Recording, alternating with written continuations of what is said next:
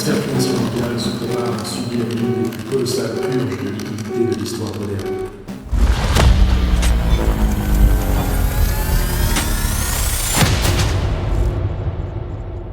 Pendant que les médias vous poussent à investir aveuglément dans les fonds indiciels, l'élite de Wall Street anticipe une bulle monstrueuse. Plus de 200 milliards de dollars vont être siphonnés pour financer l'arrivée en bourse de géants surévalués de l'intelligence artificielle. Pour financer cela, les fonds devront massivement vendre toutes les autres valeurs technologiques. Face à ce crack imminent, la smart money a secrètement entamé la plus grande rotation de la décennie en accumulant massivement de l'or, de l'argent et des droits miniers. Voici l'autopsie d'un piège algorithmique implacable. La mécanique des 4 phases qui explique la chute récente des métaux précieux et comment protéger votre épargne du massacre boursier qui s'annonce. Le crack des indices, la bulle de l'IA. La sphère financière mondiale se prépare actuellement à subir l'une des plus colossales purges de liquidités de l'histoire moderne. Les grands gestionnaires de fonds institutionnels anticipent secrètement une vague massive d'introductions en bourse liées à l'intelligence artificielle. Plus de 200 milliards de dollars vont être brusquement siphonnés pour financer l'arrivée sur le marché d'entités survalorisées. Le fondateur du plus grand hedge fund mondial vient d'ailleurs de publier un avertissement retentissant concernant la formation d'une bulle spéculative monstrueuse. Ces puissants algorithmes d'analyse confirment que les valorisations boursières actuelles rejoignent tristement les niveaux critiques de l'an 2000. L'euphorie technologique aveugle masque habilement une fragilité structurelle que la smart money observe avec une extrême prudence. Le crack approche. L'introduction fracassante d'entreprises titanesques comme SpaceX ou Anthropic va mécaniquement déclencher un véritable séisme sur les indices traditionnels. SpaceX s'apprête à capter des dizaines de milliards sur la base d'une valorisation stratosphérique défiant l'entendement comptable. Les grands fonds indiciels passifs seront statutairement et mathématiquement contraints d'acheter ces nouvelles actions dès les premiers jours. Pour financer ces acquisitions obligatoires, ces mêmes fonds devront massivement liquider leurs positions historiques sur les autres valeurs technologiques. Cette pression vendeuse forcée va s'abattre brutalement sur l'intégralité des mastodontes qui composent le célèbre indice boursier américain. L'investisseur particulier qui se croyait parfaitement protégé en détenant de simples fonds indiciels va subir cette violente correction. L'illusion s'effondre. L'exemple récent du géant des semi-conducteurs Broadcom illustre parfaitement la violence de cette mécanique boursière totalement impitoyable. L'entreprise a pourtant publié des résultats financiers exceptionnels, affichant des revenus liés à l'intelligence artificielle qui ont littéralement doublé. Malgré ces chiffres prétendument historiques, l'action a immédiatement dévissé de plus de 12% en une seule séance. Les grands acteurs institutionnels utilisent systématiquement l'euphorie des résultats positifs pour distribuer discrètement leurs titres aux investisseurs amateurs. La Réserve fédérale est d'ailleurs contrainte d'injecter 40 milliards de dollars par mois pour soutenir artificiellement ce système instable. Maintenir ce château de cartes technologiques exige une perfusion monétaire constante que les autorités ne pourront plus assumer indéfiniment. La panique s'installe. Face à cette bulle indicielle prête à éclater, l'argent intelligent organise silencieusement la plus grande rotation sectorielle de l'année. Les milliards de dollars quittent très discrètement le secteur surévalué des logiciels pour se réfugier vers des actifs tangibles. Les matières premières et les métaux précieux redeviennent soudainement le centre de gravité de toutes les stratégies de préservation patrimoniale. Les grandes banques d'investissement préparent déjà leur portefeuille à affronter un choc énergétique majeur d'une ampleur totalement inédite. Des institutions redoutables comme Goldman Sachs modélisent officiellement un baril de pétrole explosant très rapidement vers les 150 $. Cette escalade tarifaire détruira les marges des entreprises technologiques tout en propulsant la rentabilité des acteurs de l'économie physique. L'arbitrage commence. L'anomalie boursière, le piège du dollar. Pourtant, au beau milieu de cette transition stratégique mondiale, l'or et l'argent viennent de subir une correction d'une rare brutalité. Alors que le Moyen-Orient s'embrasait dangereusement, menaçant 20% de l'approvisionnement pétrolier mondial, les métaux ont soudainement chuté. Les épargnants particuliers s'attendaient logiquement à voir leurs lingots s'envoler vers des sommets historiques face à cette immense crise géopolitique. La réalité des écrans de cotation leur a hélas infligé une perte vertigineuse de plus de 20% en quelques semaines. Ce mouvement totalement contre-intuitif a poussé des millions de petits porteurs à liquider leurs positions dans une panique absolue. Ils ont vendu au pire moment, persuadés que la fonction de valeur refuge de l'or était définitivement et irrémédiablement brisée. Ils avaient tort. Pour décrypter cette mystérieuse anomalie boursière, il faut maîtriser la séquence mécanique implacable qui frappe la finance après chaque grand choc. La première étape de cette réaction en chaîne débute systématiquement par une escalade fulgurante des cours mondiaux de l'énergie physique. L'explosion du baril de pétrole ne provoque pas une inflation immédiate, mais elle modifie instantanément les anticipations mathématiques des grands financiers. Les marchés obligataires intègrent instantanément la certitude absolue que la Banque centrale américaine ne pourra plus baisser ses taux d'intérêt directeurs. Cette paralysie monétaire forcée propulse les rendements de la dette souveraine vers des niveaux extrêmement attractifs pour les grands gestionnaires mondiaux.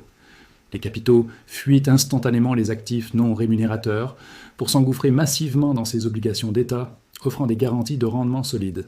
Le piège fonctionne. Ce gigantesque aspirateur à liquidité déclenche automatiquement la troisième phase de la séquence, propulsant le dollar américain vers des sommets inégalés. Les investisseurs du monde entier vendent massivement leurs propres devises nationales pour acheter frénétiquement des obligations rentables du Trésor américain. Cette appréciation soudaine et violente du billet vert agit comme un véritable rouleau compresseur sur le cours mondial des métaux précieux. L'or étant historiquement libellé en dollars sur les marchés, il devient mathématiquement beaucoup plus cher et inabordable pour les acheteurs internationaux. Les institutions financières se voient alors contraintes de vendre techniquement leur position sur l'or pour libérer de la trésorerie urgente. Ce mouvement de liquidation forcée n'a strictement rien à voir avec la valeur fondamentale et millénaire de cet actif physique d'exception. C'est purement mathématique. Historiquement, cette chute vertigineuse de l'or au cœur d'une crise géopolitique grave s'est répétée lors des 50 dernières années consécutives.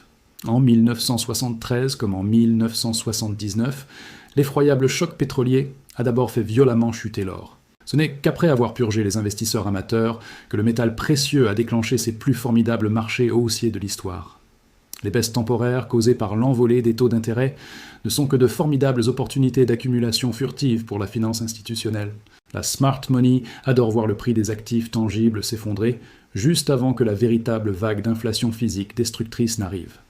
L'investisseur moyen, terrorisé par les gros titres des médias financiers, se retrouve systématiquement du mauvais côté de cette transaction majeure.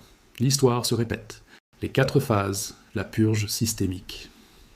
Les vétérans des salles de marché utilisent un modèle très précis composé de 4 phases pour exploiter cette restructuration des métaux. La première phase se caractérise par une vente de panique généralisée, orchestrée par les petits porteurs terrorisés par la baisse soudaine. Les médias traditionnels diffusent massivement des reportages alarmistes annonçant la fin définitive et irréversible du grand cycle haussier des matières premières. Les investisseurs particuliers se bousculent pitoyablement pour verrouiller leurs lourdes pertes, persuadés de sauver les quelques miettes de leur capital initial. Ce transfert de richesse s'opère dans la douleur absolue pour l'épargnant, qui manque cruellement de sang-froid et de solides méthodes analytiques. Pendant ce bain de sang médiatique, l'argent intelligent se contente d'observer patiemment la formation des nouveaux supports de valorisation à très long terme. La purge commence. La deuxième phase est celle de la suppression technique, une période extrêmement frustrante où les cours refusent obstinément de remonter rapidement. La volatilité diminue drastiquement, plongeant les derniers investisseurs haussiers dans un ennui profond et un désespoir psychologique totalement insupportable à vivre. Les algorithmes de trading institutionnel maintiennent délibérément les prix sous la fameuse ligne très surveillée de la moyenne mobile à 200 jours. Ce signal technique lourdement négatif force les derniers fonds spéculatifs suiveurs de tendance à jeter l'éponge et à liquider l'intégralité de leur portefeuille. C'est très exactement dans ce creux fondamental, lorsque plus personne ne parle de l'or, que la véritable opportunité asymétrique d'investissement se matérialise. La compression des prix prépare lentement l'énergie cinétique indispensable pour alimenter le prochain grand mouvement de hausse structurelle du secteur minier entier. Le ressort se tend. La troisième phase de notre modèle marque le retour furtif mais surpuissant de la demande institutionnelle et de la demande souveraine physique. Les grandes banques centrales reprennent silencieusement leur gigantesque programme d'achat d'or physique sans jamais alerter la presse économique destinée au grand public.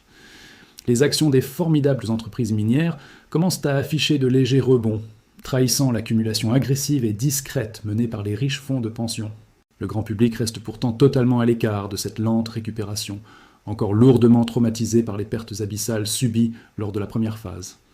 Les volumes d'échanges remontent progressivement, confirmant que des mains financières extrêmement fortes s'accaparent les actifs tangibles lâchement bradés par les mains émotionnelles faibles. La structure du marché s'assainit définitivement, offrant une base de lancement parfaitement solide et robuste pour la dernière étape vertigineuse du grand cycle. L'accumulation s'accélère.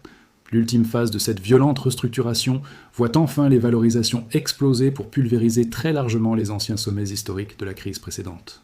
Les immenses banques d'affaires de Wall Street, qui conseillaient ironiquement de vendre hier, publient soudainement des objectifs de prix stratosphériques très agressifs. L'investisseur de détail, aveuglément attiré par ces nouvelles promesses de rendements faciles et rapides, revient massivement pour acheter le sommet de ce nouveau cycle. C'est très exactement à cet instant psychologique précis que la smart money commencera méticuleusement à décharger ses positions pour sécuriser ses immenses profits.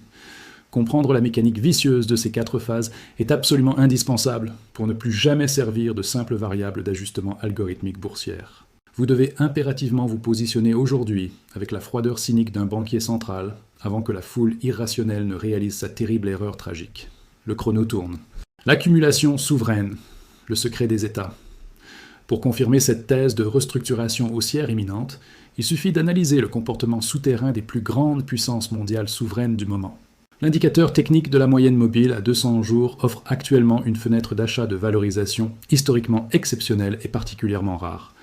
L'or et l'argent s'échangent violemment sous ce niveau technique critique, une anomalie mathématique statistique qui a systématiquement précédé de formidables rallyes haussiers durables. La décote actuelle est une aubaine inespérée que les nations les mieux informées du monde exploitent avec une voracité géopolitique véritablement sans aucune pareille. Alors que les citoyens européens liquident massivement leurs propres pièces, les États accumulent du métal lourd avec une intensité jamais vue depuis plusieurs décennies. Les réserves stratégiques physiques se vident à Londres et à New York pour rejoindre discrètement les coffres-forts ultra sécurisés du formidable continent asiatique. Le grand transfert opère. Ce pillage légal et silencieux des réserves occidentales s'explique par la terreur qu'inspire la dérive incontournable et totalement hors de contrôle de la dette publique des États-Unis. La première puissance mondiale doit désormais verser 3 misérables milliards de dollars d'intérêts quotidiens, simplement pour honorer le fardeau monstrueux de ses immenses créanciers. Cette charge financière titanesque dépasse désormais à elle seule le budget global du puissant Pentagone et de toute la défense nationale américaine réunie. Les pays étrangers réalisent effarés que le gouvernement américain n'aura absolument jamais d'autre choix mathématique que de dévaluer massivement sa propre monnaie fiduciaire déclinante. La confiance dans les vénérables obligations du Trésor s'évapore lentement, forçant les États-nations à trouver un actif refuge physiquement imperméable aux destructions et aux manipulations monétaires. L'or redevient par la force des choses l'unique monnaie de règlement international capable de garantir la souveraineté absolue d'une nation en temps de crise extrême. Le système vacille. La cartographie mondiale secrète de ces achats souverains massifs révèle une stratégie géopolitique de protection extrêmement claire et particulièrement agressive actuellement en cours. L'Asie entière rapatrie frénétiquement d'immenses quantités d'or, menées par des nations désirant se soustraire définitivement au redoutable réseau de sanctions financières américains punitifs. Plus étonnante encore, des pays européens très lucides comme la Pologne mènent d'immenses campagnes d'accumulation d'or au profit exclusif de leur banque centrale souveraine. Ces dirigeants visionnaires savent pertinemment qu'une violente tempête obligataire s'abattra inévitablement sur le continent européen dès l'ouverture inéluctable du tout prochain cycle de crise. Seules les banques centrales moyen-orientales ont momentanément vendu de l'or pour pallier l'arrêt transitoire et brutal des flux financiers liés à leurs exportations pétrolières. Le solde global mondial reste néanmoins très lourdement orienté vers une accumulation physique record qui assèche inexorablement les stocks d'inventaire réellement disponibles sur le marché. La pénurie guette. Cette divergence fondamentale entre les actions calculées des élites souveraines et les réactions purement émotionnelles du grand public est riche d'enseignements macroéconomiques cruciaux. Les petits porteurs vendent le métal parce qu'il ne rapporte aucun rendement immédiat face aux taux d'intérêt de court terme artificiellement très attractifs. Les banquiers centraux achètent l'or physique précisément parce qu'il n'est la dette absolue de personne et qu'il ne possède intrinsèquement aucun risque de défaut. L'horizon d'investissement de la smart money se mesure toujours en décennies de résilience, pas en rendement spéculatif illusoire trimestriel ou en vulgaire pourcentage semestriel. S'aligner avec le comportement d'accumulation implacable des grands planificateurs étatiques est la seule véritable assurance vie patrimoniale disponible pour survivre dans ce monde chaotique. Vous devez urgemment cesser de réagir aux titres anxiogènes des journaux pour calquer votre gestion des risques sur les véritables flux monétaires souverains profonds. L'ignorance ruine. Le bouclier des minières, l'arbitrage ultime. Si l'accumulation d'or physique reste la base absolue de la préservation patrimoniale, la grande finance institutionnelle utilise un arbitrage boursier particulièrement redoutable. La smart money génère ses profits colossaux en exploitant le levier asymétrique massif offert par les actions des grandes compagnies minières extractrices mondiales. Ce mécanisme mathématique garantit purement et simplement qu'une modeste hausse de 10% de l'or propulsera les entreprises minières de 30%. Les coûts d'extraction restent relativement et globalement fixes, pendant que le prix de vente du précieux produit final s'envole librement vers des sommets stratosphériques. Les marges bénéficiaires de ces formidables acteurs corporatifs explosent alors, générant des flux de trésorerie gigantesques qui attirent instantanément les immenses capitaux des grands investisseurs.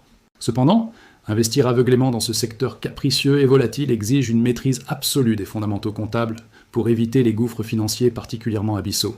Le tri s'impose.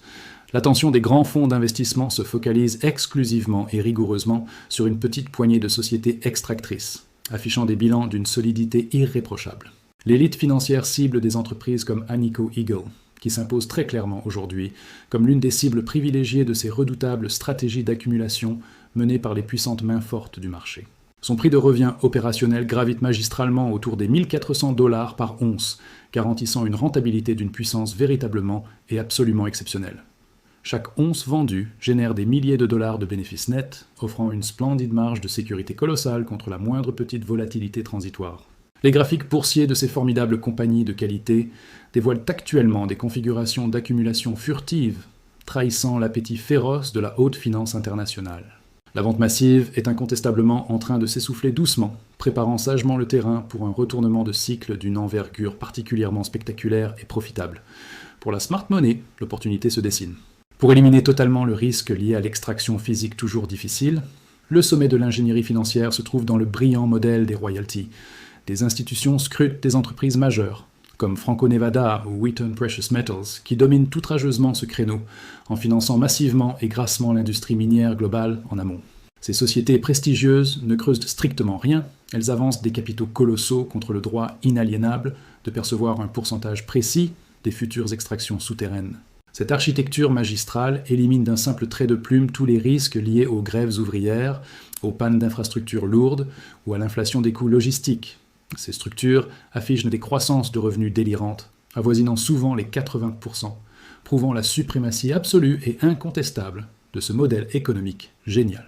Pour les grands gestionnaires, détenir ces actions royales permet de capturer magiquement l'envolée des métaux sans subir les innombrables accidents industriels des très simples exploitants miniers classiques. C'est perçu comme l'arbitrage parfait. La grande rotation financière du siècle est très officiellement amorcée, et les 200 milliards d'introductions technologiques serviront d'écran de fumée véritablement gigantesques. Pendant que les foules ignorantes s'émerveillent naïvement devant les valorisations artificielles de l'intelligence artificielle, l'hyperélite accumule frénétiquement des actifs durs de très haute qualité. Il existe deux types d'intervenants sur les marchés. Le suiveur terrifié qui achète les sommets et le tacticien glacial qui accumule dans la Grande Dépression. La matrice d'effondrement transitoire des métaux vous offre heureusement aujourd'hui l'occasion rarissime de vous positionner intelligemment en amont de la 4e phase explosive imminente. L'investisseur souverain abandonne aujourd'hui l'illusion destructrice des fonds indiciels passifs pour construire un portefeuille blindé contre le retour de l'inflation mondiale. L'élite financière comprend qu'il est impératif d'acquérir ces précieuses compétences analytiques pour ne pas finir broyé par la grande restructuration du capitalisme qui approche.